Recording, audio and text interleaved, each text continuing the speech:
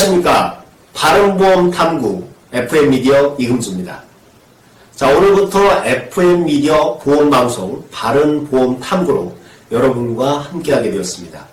앞으로 많은 시청과 구독 부탁드립니다. 지난 3월 25일 민식이법이 개정 시행되었습니다. 자, 이로 인해 많은 운전자분들이 스쿨존 내에서의 운행에 대한 부담을 느끼고 있는 것이 현실입니다. 개정된 법령이 운전자에게 과도한 처벌 수위이고 또 형벌 간의 비례성 원칙에도 어긋난다는 것이죠. 즉, 잘못한 만큼 처벌을 받아야 하는데 다른 주에 비해서 처벌 수위가 과도하다는 것입니다. 이 때문에 민식이법을 개정해달라는 국민 청원도 이 30만 명이 넘게 참여하고 있는데요. 자, 이 법을 다시 개정한다는 것은 쉬워 보이지 않습니다. 스쿨존에서 어린이 보행자를 보호해야 한다는 것이 입법 취지인 만큼 누구나 피해 당사자나 그 가족이 될 수 있기 때문입니다. 자, 먼저 민식이법 시행 배경을 보면 지난해 9월 11일 충남 아산의 온양중학교 인근에서 횡단보도를 건너던 형제 중 형은 차량에 치여 숨지고 동생은 2주 상해를 입어 이 운전자가 구속되는 사고였죠. 자, 이 사건을 계기로 어린이 보행자를 보호해야 한다는 국민 청원이 쇄도하게 되고 정부 주도하에 어린이 교통사고 가해자 처벌 강화를 주요 내용으로 하는 일명 민식이법이 국회를 통과해 올 3월 25일부터 어린이 보호구역 내 관련법 일부 개정안이 시행됐습니다. 자, 시행 내용을 살펴보면 자동차 운전자는 오토바이를 포함한 도로교통법 제12조 3항에 따른 어린이 보호구역 내에서 13세 미만인 어린이가 교통사고 처리특례법 제3조 1항, 형법 268조 업무상 과실치사, 상해 또는 사망사고를 일으킨 가해자를 가중처벌한다 하는 내용입니다. 가중처벌의 내용을 살펴보면 어린이를 사망에 이르게 한 경우 무기징역 또는 3년 이상의 징역을 처하고 어린이를 상해에 이르게 하면 1년 이상 15년 이하의 징역 또는 500만원 이상 3천만원 이하의 벌금에 처한다는 내용입니다.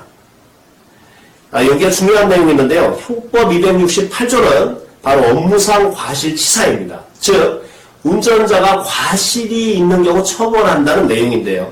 사실상 운전자에게는 보행자 보호 의무 위반이라는 책임이 있기 때문에 보행자 관련 사고에 있어서 운전자가 무과실 판정을 받은 사례가 사실상 없다시피 한 것이죠. 이 때문에 처벌 수위가 높다는 것입니다. 자, 그럼 스쿨존에서 사고가 나면 운전자는 무조건 처벌을 받는 것인가요? 자, 이런 질문을 하시는 분들이 많습니다. 자, 13세 이하의 어린이가 부상을 입는다면 처벌을 피하기는 불가능합니다. 왜냐하면 스쿨존에서는 어린이를 보호해야 할 의무가 있기 때문에 그렇습니다. 어떤 돌발 상황이 발생한다 하더라도 어린이를 보호해야 한다는 취지가 어린이 보호구역인 것이죠. 신호와 속도를 준수한다 할지라도 운전자가 과실을 면하기는 거의 불가능하다는 것이죠. 자, 그렇다면 전국의 스쿨존은 몇 곳이 있을까요? 자, 전국의 스쿨존은 무려 16,765곳입니다. 본인이 거주하는 지역이 아니라면 우리 운전자분들이 어디서든 갑작스럽게 스쿨존에 진입하게 되는 것이죠. 최근에 모 변호사는 500만원이 없으면 스쿨존 구역에 가지도 말라고 했습니다. 그만큼 많은 운전자들이 스쿨존에서 사고를 유발할 개연성이 많다는 것입니다.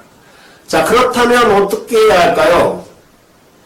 바로 사고 유발 시 발생할 수 있는 운전자의 책임에 대해서 이러한 위험을 제도적 장치인 보험으로 최대한 준비할 수밖에 없는 것이죠.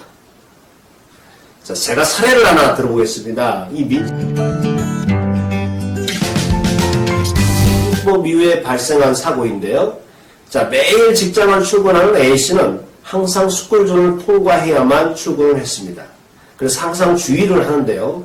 자, 이날도 시속 25km 정도의 저속으로 스쿨존을 지나가고 있었습니다. 그런데 길에서 장난을 치던 아이들이 쫓기는 아이가 갑자기 무단횡단을 해서 A씨의 차량에 접촉하는 사고가 발생하였습니다. A씨는 저속으로 운행을 했지만 상대편 차선에 정차되어 있는 차량 사이로 갑자기 뛰어드는 어린아이를 보지 못했고 이미 브레이크를 밟은 순간은 접촉이 된 상태였습니다.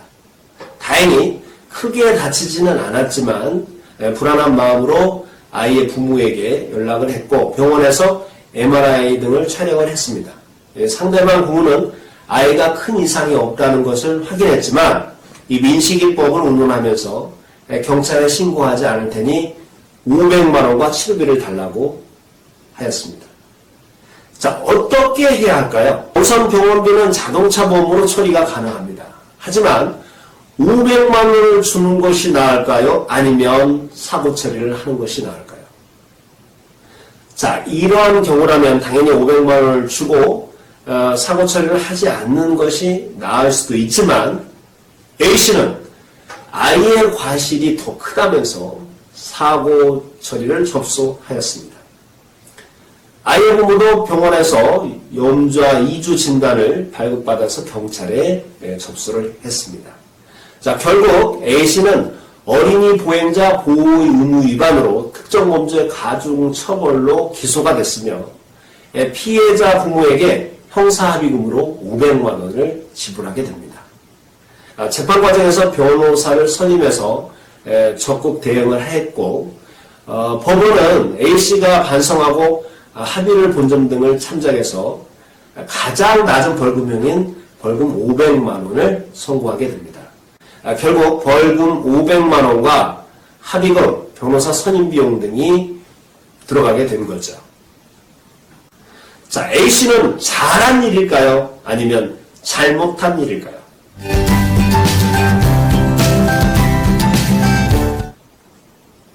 만약 그냥 500만 원을 줬다면 벌금이 나오지는 않았겠지만 어차피 본인의 생활비에서 500만 원을 지출했기 때문에 경제적 손실은 발생하게 되는 거죠. 여기서 운전자가 보험이 있느냐 없느냐에 따라서 그 행동이 달라져야 할 것입니다. 자, A씨는 운전자 보험이 준비되어 있었습니다. 그래서 자동차 보험으로 처리한 후에 교통사고 처리 지원금 500만 원 합의를 볼 수 있었고 또 벌금과 변호사 선임 비용을 후 청구해서 지급받을 수 있었습니다. 여기에 자동차 사고 할증 지원금이라는 특약까지 가입이 되어 있어서 약 30만 원 정도를 추가적으로 지급받게 됩니다. A씨는 운전자 보험이 가입되어 있었기 때문에 경제적 손실 없이 갑작스러운 사고에 충분히 대비할 수가 있었던 것이죠. 자, 민식이법이 시행되면서 운전자는 반드시 운전자 보험을 준비하는 것이 바람직합니다. 만약에 운전자 보험도 없이 A씨와 같은 특가법 위반으로 기소가 됐다면 이 경미한 사고라 할지라도 벌금이 추가적으로 더 나올 수도 있고 1,500만 원에서 2,000만 원 정도의 비용이 결국 경제적 손실이 발생된다고 봐야 합니다. 자, 운전자 보험이 가입되어 있는 분들은 또 어떤 부분을 준비해야 할까요? 먼저 사례처럼 교통사고 처리특례법 예외 조항인 스쿨존 내에서의 사고는 형사합의를 봐야 되는데 2020년 4월 이전에 운전자 보험에 가입되어 있던 분들은 6주 이하의 진단사고는 형사합의금이 지원되지 않습니다. 예시에서 형사합의금을 지원받은 것은 최근 S사에서 과거에 가입한 운전자 보험에도 6주 미만 진단 시에 형사합의금을 지급하는 것을 소급 적용해 주었기 때문에 보장을 받을 수 있었던 것입니다. 자, 지금 일부 보험사는 추가 비용을 받고 소급 적용을 해주거나 추가 담보를 해주는 보험사가 있고 아직 그렇지 않은 보험사가 대부분입니다. 여기서 한 가지 더 알아두실 것은 합의금은 가입금액 한도 내에서 진단 주수에 따라서 한계가 있습니다. 그래서 합의금이 높을수록 이 진단 주수에 따른 합의금도 높기 때문에 이 합의를 이끌어내는 것이 수월할 수 있다고 말씀드릴 수 있습니다. 이 사례처럼 경미한 사고가 아닌 정말 중대하고 중상해 또는 사망사고를 일으켰을 때 훨씬 많은 합의금이 요구가 되죠. 스콜존 사고로 사망 시 최고 무기징역 또는 3년 이하이고 부상 시는 1년 이상 15년 이하 징역인데 합의를 보지 않을 경우에는 최고형을 받을 수 있기 때문에 이 합의를 충분히 봐야 됩니다. 그렇다면 피해자도 합의금을 많이 요구할 수밖에 없는 것이죠. 그렇다면 합의금은 어느 정도 들어갈까요?